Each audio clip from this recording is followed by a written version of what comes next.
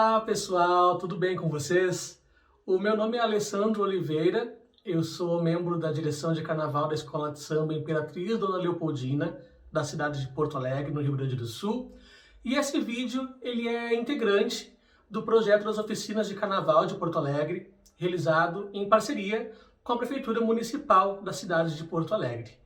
Eu vim hoje conversar um pouquinho com vocês, num papo bem informal, sobre um pouco de como funciona a construção do carnaval, especialmente no que diz respeito à parte de enredo e concepção de figurinos. Mas antes de iniciar essa parte da nossa conversa, eu queria me apresentar então para vocês. Eu tenho 34 anos e a minha história com o carnaval iniciou muito tempo atrás, quando eu era ainda uma criança, quando eu era bem pequeno. Iniciei no carnaval no interior do estado, na cidade de Pantano Grande, onde eu residi até aproximadamente os meus 20 anos de idade. E lá então foi o primeiro contato que eu tive com o carnaval e foi quando eu me apaixonei de fato pela arte de comunicar, porque sim, carnaval é comunicação. E a gente vai ver isso mais adiante, no decorrer da nossa conversa. Sobre essa questão da minha história, eu iniciei participando de blocos carnavalescos na minha cidade, ainda criança, e conforme eu fui crescendo, então, eu fui me interessando mais e mais sobre esse assunto.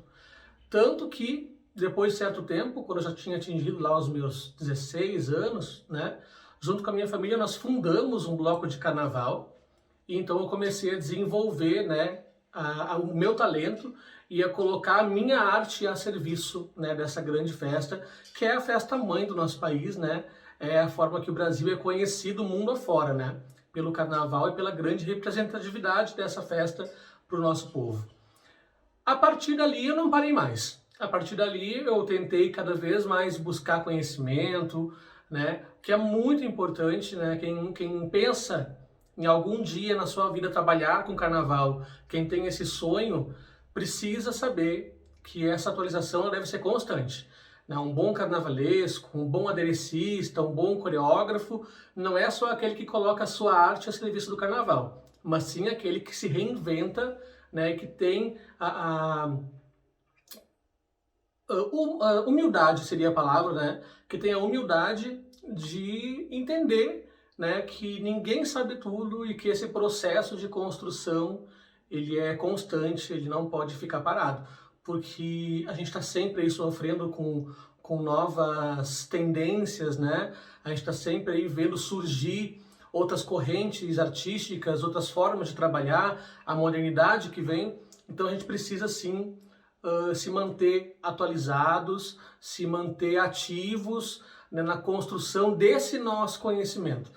Porque através desse conhecimento que a gente constrói, do nosso balaio que a gente constrói, é que a gente pode realizar um bom trabalho no carnaval. Continuando um pouco sobre a minha história, quando eu cheguei ali nos meus 20 anos de idade, eu acabei me mudando, me afastei da cidade onde eu morava, fiquei um tempo também afastado do carnaval, me dedicando a outras facetas, que eu tenho no meu currículo. Entre eles, surgiu então uma escola de patinação artística, da qual hoje eu sou técnico, e é interessante que conforme a gente vai se interessando por outras áreas da arte e da cultura, a gente percebe que tudo está interligado, que a gente pode utilizar esses conhecimentos que a gente adquire nessas outras áreas para incrementar e para engrandecer ainda mais o carnaval.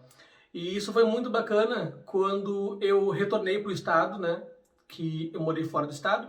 Quando eu retornei para o estado, eu retornei também para o carnaval, não na cidade onde eu morava, mas sim na cidade onde eu nasci, que é a cidade de Rio Pardo, cidade essa conhecida por ter um dos melhores carnavais do interior do estado. Foi durante muito tempo a cidade referência de carnaval no Rio Grande do Sul, carregando o título de melhor carnaval do Rio Grande do Sul.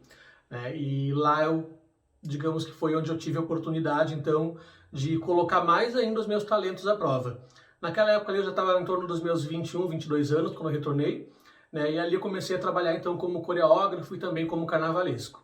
E ali foi que eu percebi o quanto essas outras formas de arte podiam contribuir para o engrandecimento daquilo que queria ser apresentado, Eu sou de família tradicionalista, né? Família de tradição gaúcha, participei de CTG durante muitos anos, né? No colégio eu desenvolvi um pouco dessa parte teatral, né? Depois com a patinação artística, então foram muitas referências, foram muitas formas de cultura e de arte que moldaram a pessoa que eu sou hoje e que moldaram o carnavalesco que eu quero ser, né? Porque a gente tem que ter metas, a gente não pode ficar parado, estagnado no tempo, achando que hoje eu sou um carnavalesco completo, que hoje eu sou um carnavalesco perfeito. Eu tenho que pensar naquilo que eu quero ser para o futuro. Qual é o meu objetivo? Então, todas essas referências que eu tenho, né, de arte, de cultura, somaram, né, e estão somando para montar, né, este carnavalesco que eu ainda quero ser, porque eu ainda não estou pronto, né? Eu estou num processo, né, de crescimento, num processo de estudo, né, e esse processo não pode parar nunca. Nem quando eu alcançar a minha meta lá no futuro, esse processo não pode parar nunca, porque a arte, a cultura, elas são mutáveis, né? Elas não são paradas, elas não são estagnadas, elas são mutáveis, elas evoluem e a gente tem que acompanhar esse processo. Então isso é um pouquinho da minha história no carnaval, né? Posterior a isso, né, a essa minha iniciação no interior do estado, foi que surgiu então o meu contato com o Carnaval de Porto Alegre, através da Imperatriz Dona Leopoldina, né, onde então, como membro da diretoria de Carnaval, eu pude também contribuir de alguma maneira, né, com coreografias, né, com as aulas coreografadas, né, com tudo mais que estava ao meu alcance, né. O bom carnavalesco é aquele também que chuta de todos os lados, né? A gente tem que, fazendo referência ao futebol aqui, né? A gente tem que ser meio de campo, a gente tem que ser atacante, a gente tem que ser goleiro, a gente tem que fazer de tudo um pouco, né? Então, essa minha trajetória no carnaval, especialmente hoje dentro da Imperatriz, ela tá sujeita a isso, né? Ela tá sujeita a contribuir, né? Não só na parte de criação, não só na parte de coreografia, mas em tudo aquilo que estiver ao meu alcance, porque a gente sabe, né, especialmente aqui no nosso estado, a realidade do carnaval, né, o quão complicado é trabalhar com o carnaval, o quão limitado é o nosso trabalho em função financeira, em função de apoio. Né? Então, muitas vezes nós temos que ser multifacetados, né, para poder atender as necessidades daquela entidade que a gente representa. E dentro desse contexto de atender as necessidades, né, daquela entidade que a gente representa, é que eu estou aqui hoje para conversar com vocês um pouquinho, então, sobre todo esse processo de criação de um desfile de carnaval. E esse processo, gente, não é um processo fácil, não. Aqui eu vou começar a trazer algumas referências para que vocês entendam a forma que funciona o pensamento de um carnavalesco, né, e onde ele busca inspiração para apresentar depois na avenida para vocês aquele resultado final que vocês gostam tanto de ver. E para isso vocês precisam entender, primeiro de tudo, que esse processo começa com um sonho, né? Esse sonho, gente, ele nasce na cabeça de alguém, não necessariamente do carnavalesco, porque aqui também é preciso fazer um adendo e frisar que existem várias formas de trabalhar, né?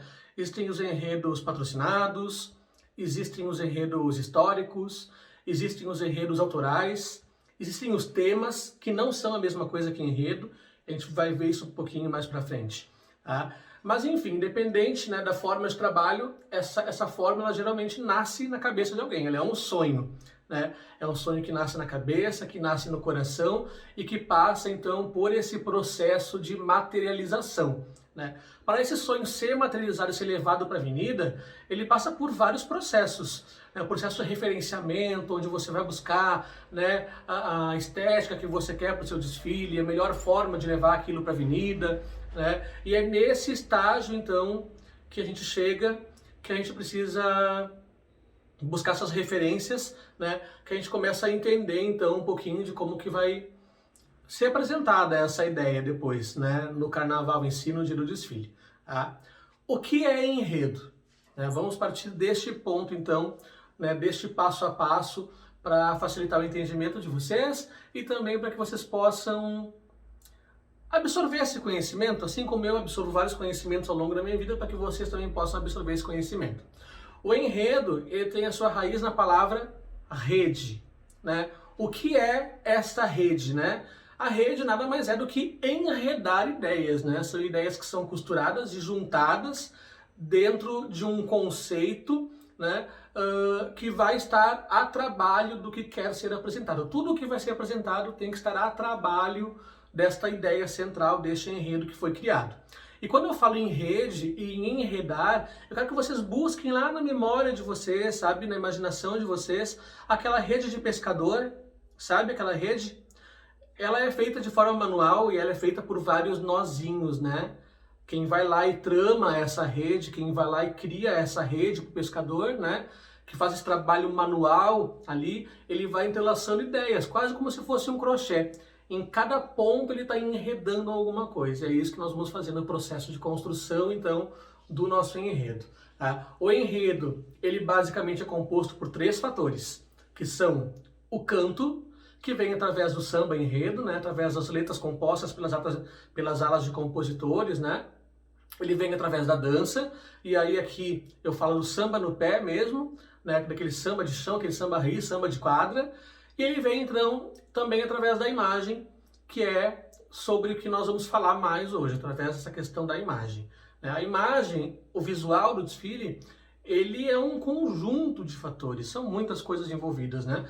Porque a imagem, ela tem os figurinos que vão ser utilizados, a imagem, ela tem as coreografias que vão ser visualizadas pelo público, a imagem, ela tem as alegorias que fazem parte do enredo e que vão pontuando momentos específicos do desfile, né? Essa parte da imagem, então, é o que nós vamos conversar mais hoje e que é a maior tarefa de um carnavalesco dentro de uma escola de samba. Tá? Aqui, vocês vão ver que de vez em quando eu pego uns pontos de fuga e olho para um lado, olho para o outro, mas é que eu tenho algumas colinhas espalhadas, né? Porque eu anotei coisas que eu acho importantes de eu falar para vocês compreendam onde nós vamos chegar. Tá? E agora é a hora de eu olhar para uma dessas minhas colinhas. Então, ó, o enredo, ele é a criação de uma atmosfera onde a gente elenca vários símbolos, né? Vários signos e várias referências que vão condicionar o entendimento daquilo que quer se apresentar. Essa rede de argumentos, né, criada através do enredo, ela pode ter várias abordagens diferentes, né? Mas todas elas vão conquistar sucesso se elas forem bem trabalhadas, se elas forem bem costuradas, bem urdidas, né? E aí a gente volta de novo na questão da costura, né? Da nossa rede de referências que vai juntando e linkando tudo para que esse enredo seja um enredo de sucesso. Tá? As escolhas que você vai fazer nesse processo são elas que vão contar o enredo. E aqui é que entra a questão da pesquisa, né? Pesquise símbolos, pesquise signos, pesquise referências, pesquise a história, né, para que você saiba o que você quer contar. Tá? E aqui agora que eu vou falar sobre a questão de que existem 2 formas principais de trabalho. Nós temos o enredo e nós temos o tema. Geralmente os carnavalescos tendem a trabalhar com enredos porque entendem que enredos são mais ricos, né? O enredo, geralmente ele conta uma história, com começo, com meio e com fim, né? Já o tema não. O tema, ele é um conjunto de ideias que estão dentro de um mesmo assunto, né? E essa forma de trabalho através do tema não tem esse compromisso, então, com começo, meio e fim. Né? São apenas ideias colocadas. Aqui a gente pode falar, por exemplo, assim, eu quero falar um pouco sobre culinária. Nós podemos trabalhar a culinária das 2 maneiras. Através do tema, com ideias que vão se sobrepondo na avenida, né? Com uma ala que traz um prato baiano, uma ala que vai trazer um prato gaúcho, uma ala que vai trazer um prato carioca.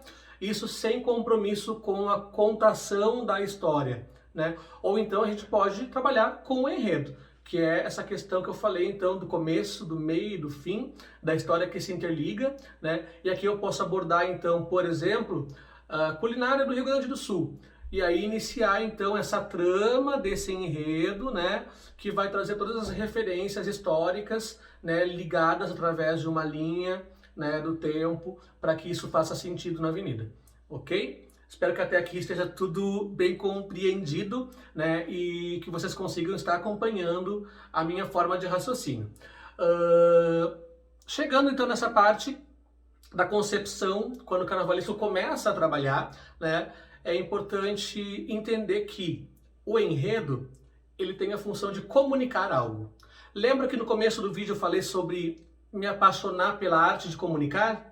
é justamente aqui que eu queria chegar agora. O enredo ele tem esse papel, né? Ele deve cumprir o papel, então, de comunicar algo ao grande público. O enredo ele é comunicação. Ele não vai para a avenida só para ser visto, ele vai para a avenida para comunicar algo. O que eu quero comunicar? Eu quero comunicar a história de uma personalidade brasileira, eu quero comunicar a história dos meios de comunicação, eu quero comunicar as mais variadas temáticas, né? Eu quero comunicar algo. E essa comunicação ela só vai ter sucesso se ela for uma comunicação sem legenda. A pessoa tem que olhar e entender o que ela está olhando. Não tem tecla SAP na hora do desfile para você apertar lá e vir uma legenda, né, uma dublagem no teu ouvido, né, dizendo o que está sendo visto, né? Tu tem que olhar e entender. Tá? E aí aqui agora eu vou trazer algumas referências visuais para vocês que eu acho bem bacanas e bem importantes. Tá? Antes de trazer essas referências visuais, eu quero referenciar para vocês então dois carnavalescos. Tá? O Leandro Vieira, um ícone da nova geração de carnaval, né, que através das ideias dele aí, ele vem revolucionando algumas formas de apresentar as temáticas carnavalescas, né? Ele é um carnavalesco de enredo. O que eu quero dizer com isso? Que ele é um carnavalesco que escreve um texto e em cima desse texto ele trabalha, né? E outro carnavalesco que eu vou referenciar para vocês é o Paulo Barros. Outro ícone do carnaval, né, que alguns anos atrás, lá a partir de 2010, quando foi carnavalesco da Tijuca, né, começou a mudar alguns conceitos no carnaval, e esses conceitos que ele mudou lá atrás acompanham ainda hoje a estética do desfile de muitas escolas de samba. Quem não lembra do desfile lá, né, onde o Paulo Barros botou aquele carro alegórico que tinha o DNA, né, várias pessoas pintadas de azul, fazendo uma coreografia, né, o carro ali era num formato meio piramidal, assim, e aqueles corpos todos é que faziam a alegoria, né? Então eu vou referenciar esses dois carnavalescos, por quê? Porque aqui nós temos um que trabalha, como eu falei antes, então com enredo escrito, né? Com pesquisa. Tá? E aqui desse outro lado nós temos o Paulo, amado por um, odiado por outros, mas aqui a gente não tá para falar sobre os méritos, né? De gostar ou de não gostar, a gente tá aqui para falar sobre contribuições, né? O que cada um fez e faz pelo Carnaval do Brasil. O Paulo Barros, ele tem geralmente como ponto de partida dos temas de enredo dele, dos desfiles dele, imagens. O enredo ele não precisa nascer geralmente sempre de um texto.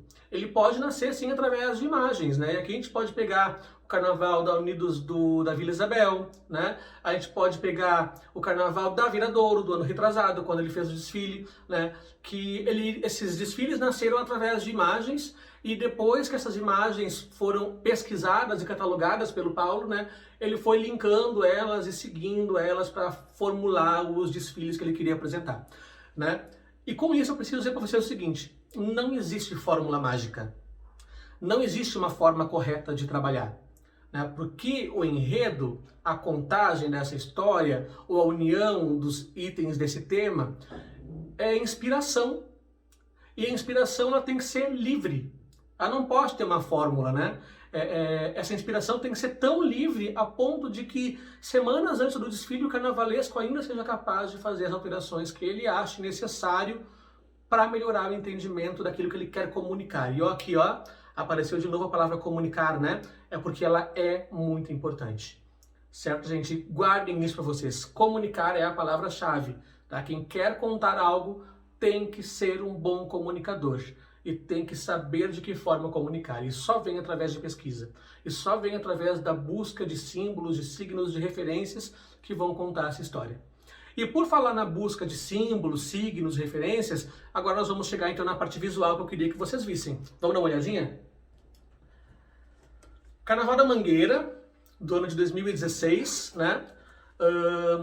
A Menina dos Olhos de Oiá, né? Enredo que reverenciava, né, que homenageava uma grande artista do nosso país, que é a Maria Bethânia, né? Então eu vou mostrar essa imagem para vocês, onde nós temos aqui então Santa Bárbara e nós temos também Iansã, né? Aqui nós temos o sincretismo religioso, né? Aqui nós temos duas imagens, né, que fazem parte da vida da Maria Bethânia e duas imagens que aparecem com muita força no desfile da Mangueira daquele ano. E por que eu trouxe essas duas imagens?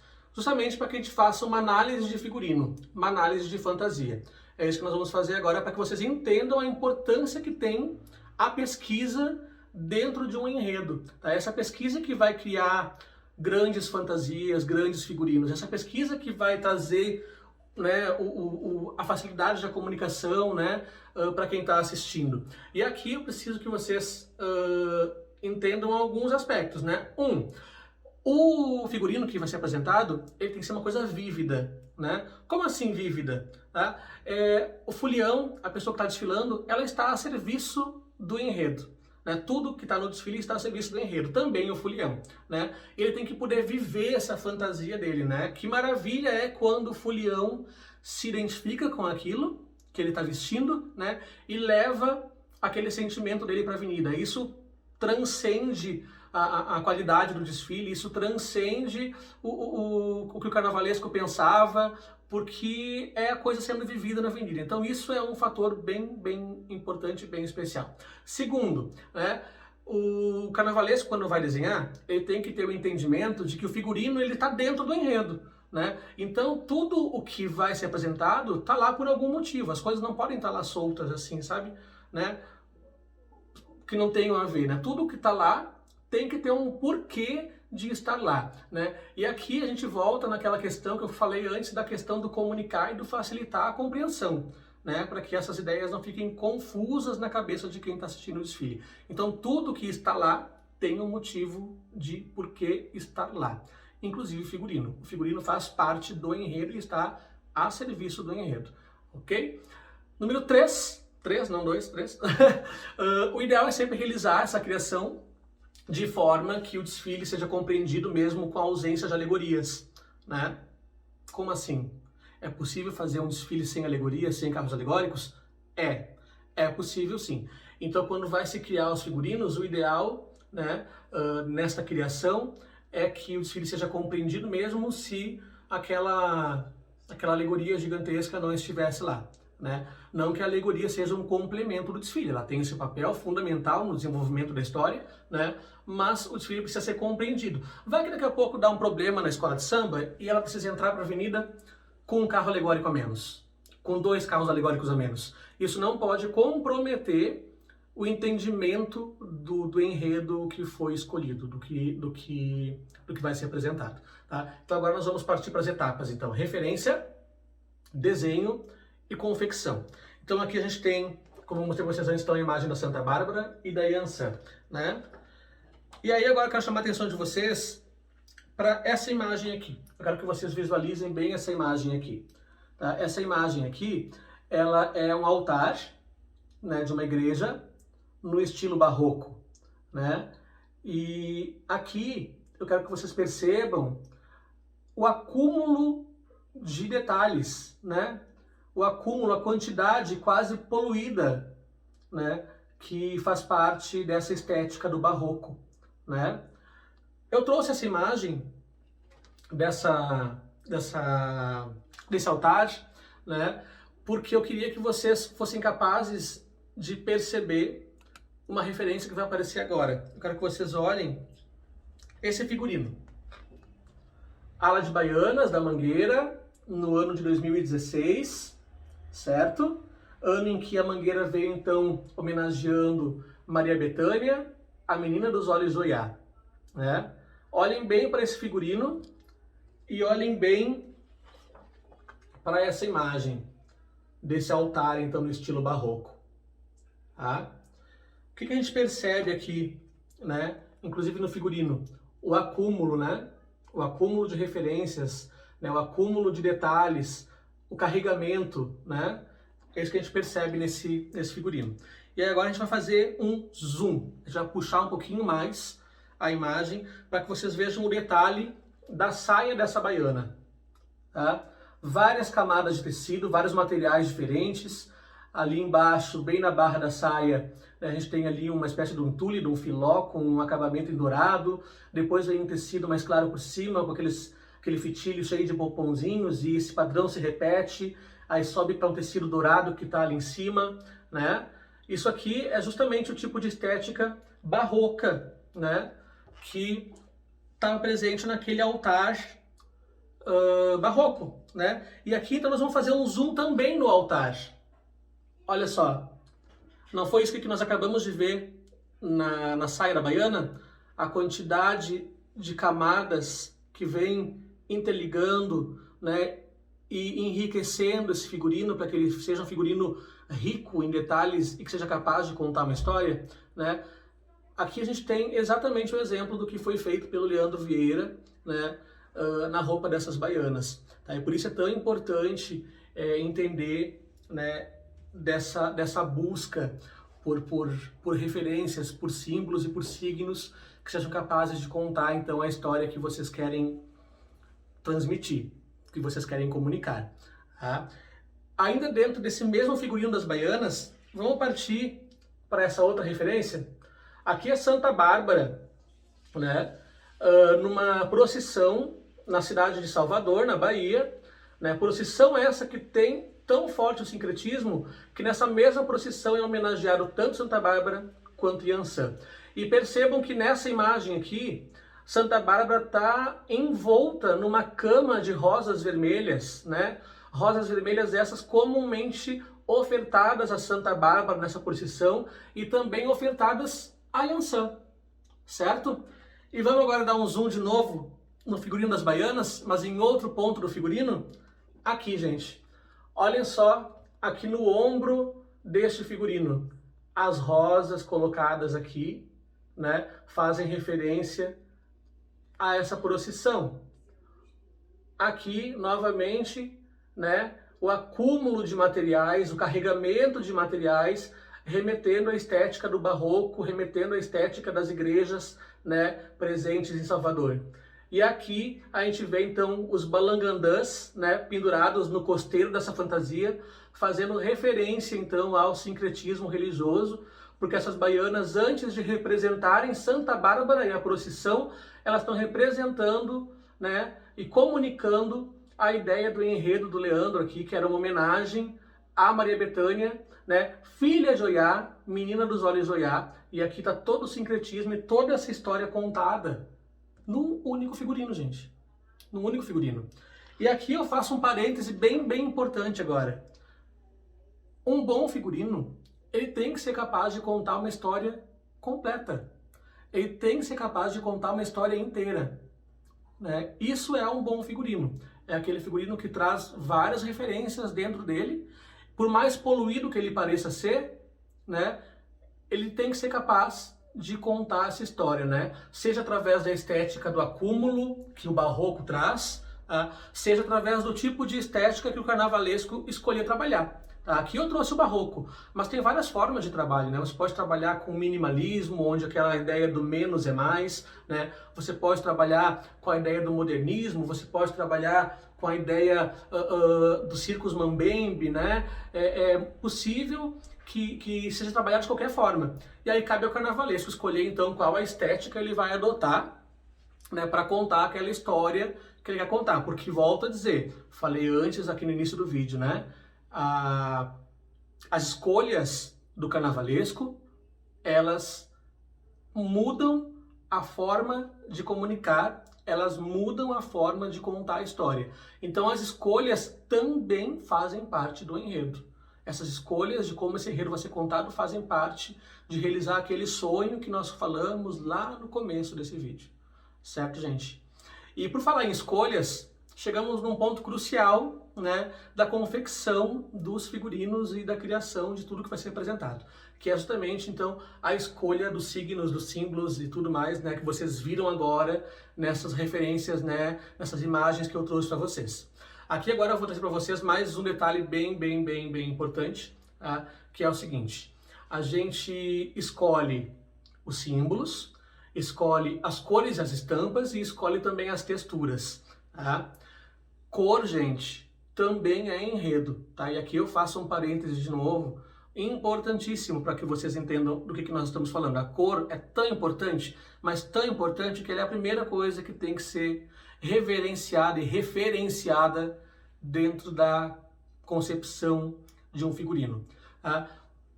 Aconteça o que acontecer, o problema que surgir, mude tudo, mas não mude a cor. Porque a cor é o ponto de partida da estética. E agora vocês vão entender Por que que eu estou falando que a cor é o ponto de partida da estética que quer ser apresentada, né? Olhem bem esse figurino, tá? Esse figurino é do Carnaval de 2019 da Mangueira, né? História para ninar gente grande. Aqui vocês têm um índio estilizado, né? Nas cores quentes do vermelho e do laranja e do amarelo e do rosa, né? Com um pouco de roxo aqui embaixo para fechar um pouco, né? Nós temos aqui em cima, né? Uma caveira, tá? E esse figurino, ele não poderia ser de outra cor. Sabe por que ele não poderia ser de outra cor? Vocês vão entender agora. Vou mostrar para vocês outra referência dessa imagem aqui. Por que esse figurino não poderia ser de outra cor? Porque ele serve de cama, gente, para uma coisa que vem a seguir, que é uma alegoria, tá? Olha só, aqui, a alegoria ali atrás, toda em tons de vermelho, com roxo, e aqui na frente, bem embaixo aqui, vocês percebem o figurino dessa ala, tá? Preparando o terreno para a alegoria que vinha a seguir. E por que isso aqui não podia ser de outra cor? Porque aqui a gente está falando de genocídio, gente. A gente está falando de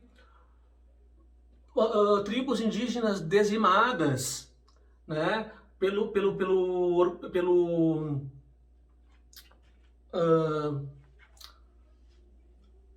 Essas tribos dizimadas pelo orgulho e pela ganância do ser humano.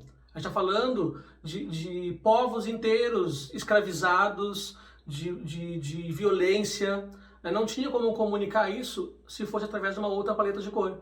Né? Seria possível mudar a textura, seria possível mudar o desenho do figurino, porque faltou alguma coisa, mas a paleta de cores ali era fundamental, né? Para que essa ideia fosse amplamente compreendida. E aqui nós temos closes do carro, para vocês entenderem isso.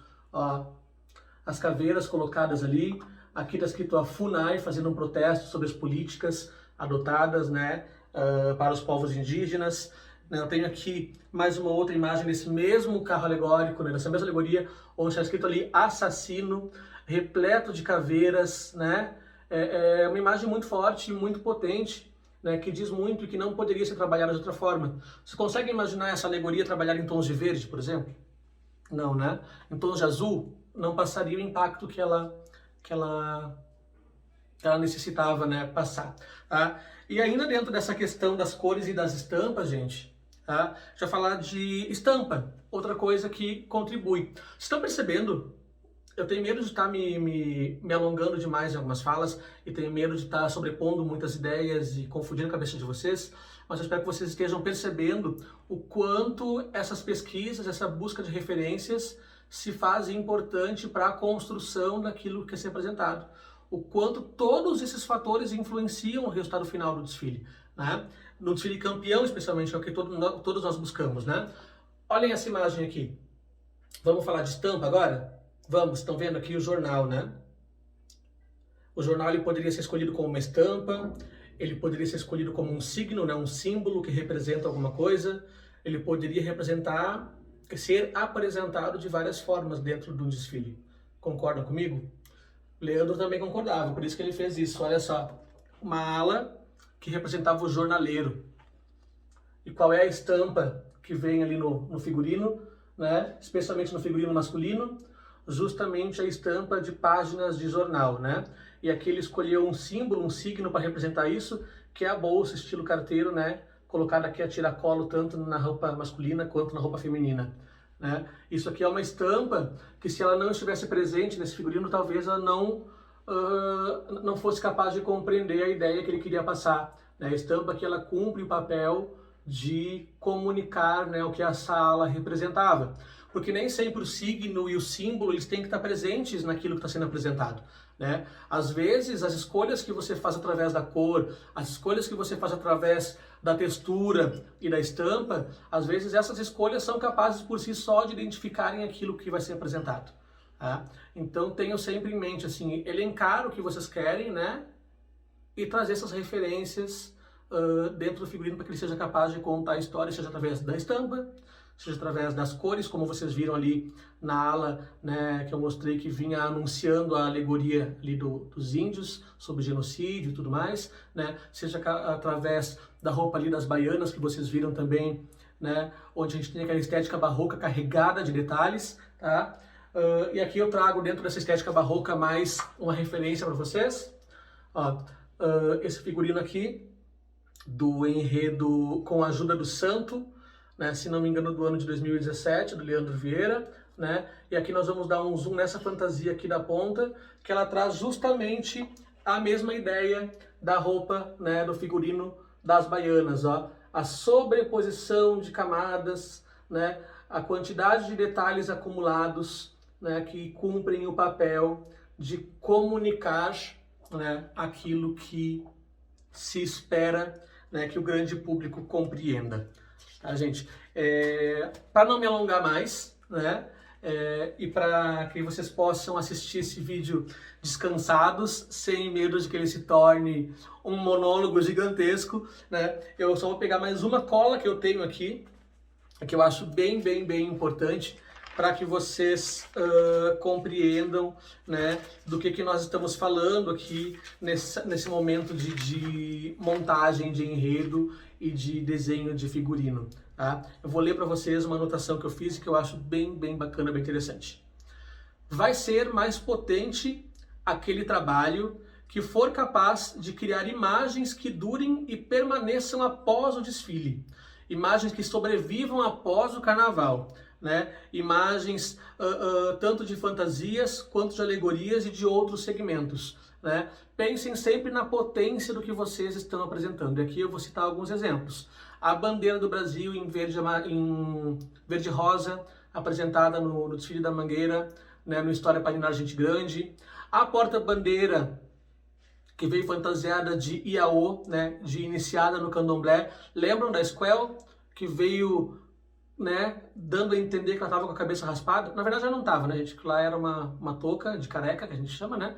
Mas dava a entender isso, ela veio com o corpo dela todo pintado, né? Com os signos e os símbolos, né, necessários para gerar aquele entendimento, né? Aqui eu vou citar também imagem impactante desse último desfile de 2020, o menino negro crucificado. Né? São imagens fortes, são as imagens do carnaval. Então pensem que o sucesso do que vocês querem comunicar depende dessas potencialidades. Tá? E aqui vocês têm que ser inteligentes, vocês têm que ser espertos para escolher o que vocês vão levar para a avenida e de que forma vocês vão elencar, né, essas imagens, essas potências que vocês querem que apareça. Tá? Pensem nessa fórmula, mas não sigam ela à risca, ok? Imagens fortes, potentes, grandiosas, coloquem isso nas alegorias. Tá? Imagens de mais fácil compreensão, que o público vai olhar e vai entender, e que vocês precisam de menos espaço do que uma alegoria, né, para gerar esse entendimento facilitado. Usem nas fantasias das alas. Tá? Imagens mais simples ainda, né, de preenchimento. Essas vocês vão utilizar nos destaques, vocês vão utilizar em outros segmentos dentro do desfile da escola. Volto a dizer, não é uma regra, porque não há regras. É inspiração e a inspiração é livre. Mas pensem nisso na hora de desenvolver um tema de enredo, porque com certeza, seguindo, né, essas ideias, vocês têm menos chances de errar. Certo, gente? Eu espero com esse vídeo ter ajudado vocês. Eu espero que vocês tenham conseguido compreender um pouco do que eu falo aqui, né? E lembrem sempre, sigam o coração de vocês, porque tudo nasce do sonho. Tá? Sigam o coração de vocês, para que vocês consigam levar para a avenida e demonstrar aquele amor que vocês geraram quando esse sonho nasceu. Seja na cabeça, seja no coração, seja onde for que esse sonho nasceu, sejam capazes de demonstrar esse amor. Através das referências, dos símbolos, dos signos, das texturas, das cores e de tudo aquilo que vocês escolherem para contar esse enredo. Certo, gente? Fica aqui o meu abraço a vocês. Lembrando que esse vídeo faz parte, então, do projeto das oficinas de carnaval do município de Porto Alegre, né? Eu estou aqui como representante da Escola de Samba Imperatriz Ana Leopoldina, em parceria com a Prefeitura Municipal de Porto Alegre. Um abraço para todo mundo e até a próxima oportunidade. Tchauzinho.